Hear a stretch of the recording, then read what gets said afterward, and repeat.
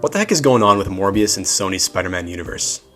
Morbius was initially released back in April, and while it wasn't a disastrous flop, it still did pretty bad as far as superhero movies go. I predicted that it would finish with an 8% on Rotten Tomatoes, and I wasn't too far off. It ended up with a 16% on Rotten Tomatoes overall. But hey, flops happen, right? I mean, not all movies can be hits. There has to be a couple duds every once in a while. We can all just move on from this, right?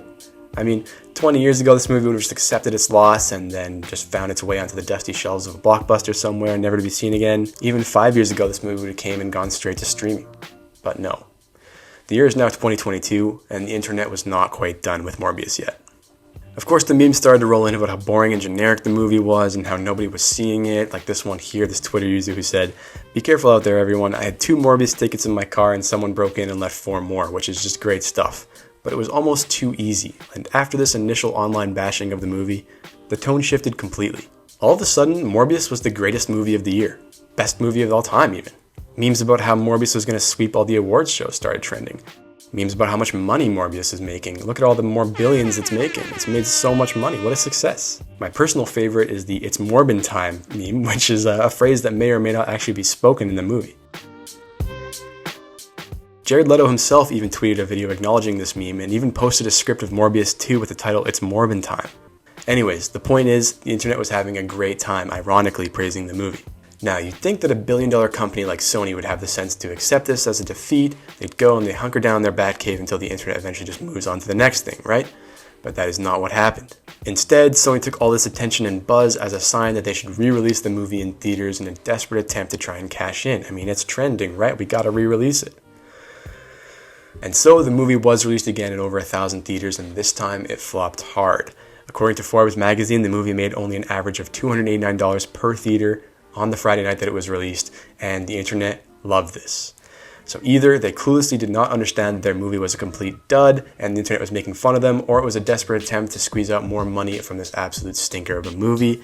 Just not a good look for Sony either way, right? So where the heck does that leave us now? Well, this brings us to the Sony Spider-Man universe.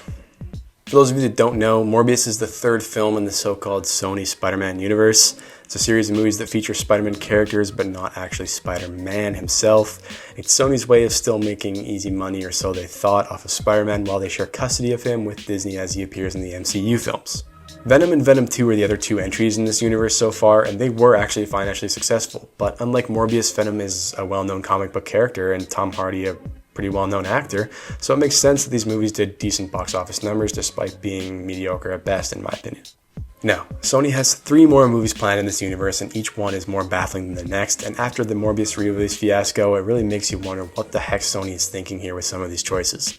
Currently filming right now is a movie called Kraven the Hunter, which is another lesser-known Spider-Man villain, although definitely more popular than Morbius was. Aaron Taylor Johnson is playing this character who essentially is a Russian big game hunter whose goal is to hunt and capture the ultimate prey, who is Spider-Man. I'd definitely love to see this character in a Spider-Man movie. I think it'd be a really cool villain. I think it'd be a lot of fun. But if Sony wants to make a movie where I'm supposed to cheer for a Russian big game hunter, then they can just get the heck out of here. So I'm already concerned about that movie, despite there being a lot of talented people involved. I mean, there's a good director attached to it. Russell Crowe is in it for some reason, but I mean, we'll just see. I'm not really happy about it. The next movie they have on their slate is called Madame Web. It's featuring Dakota Johnson, and this is not Spider-Woman, but rather a wacky character who's both blind and a clairvoyant. When I used to watch the animated Spider-Man series as a kid, I was either confused or uninterested anytime Madame Web was on screen, and I gotta say, I'm still confused and uninterested as to why they would make a movie about her right now. I have no idea how they're gonna make a full-length feature out of this character. And finally, the last feature-length film they have slated for right now, they just announced it. A fellow named Bad Bunny is gonna play an obscure Spider-Man villain called El Muerto. And look, I'm a longtime Spider-Man fan, but I don't even know who El Muerto is. So it just really makes me wonder, what is Sony doing here? Is anyone actually excited for these movies? Like, am I missing something? How many bad movies about B-lister Spider-Man movies can Sony make before they realize it was just a bad idea from the get-go and they should just go back to the drawing board? I'm hoping that if the internet keeps holding them accountable for making shitty, money-grabbing movies, maybe they'll eventually be forced to make good ones. But I'm not holding my breath, and unfortunately I think it's going to take all 3 of these upcoming movies flopping for them to even blink an eye, because they are clearly trying so hard to set up their own massive universe that they've just got their blinders on. If Sony is so desperate to set up this big Sinister Six movie down the line, which I think is what they're gearing towards, then here's an idea. Let's just scrap all these solo villain movies, and let's just do a big budget Sinister Six TV show with Spider-Man. Just wait and plan it out, write it all out well, get a good director. Each episode can feature an introduction of one of the villains. It could be like an 8-episode series where each character is in one episode and they all get together at the end to try and fight Spider-Man in the finale. That would be an awesome season of television. Anyways, that's enough Morbius talk for today. If you like this video, give me a follow on Instagram or TikTok at heck.knows. I'll be posting more short videos about movie news and other fun stuff. Thanks for watching.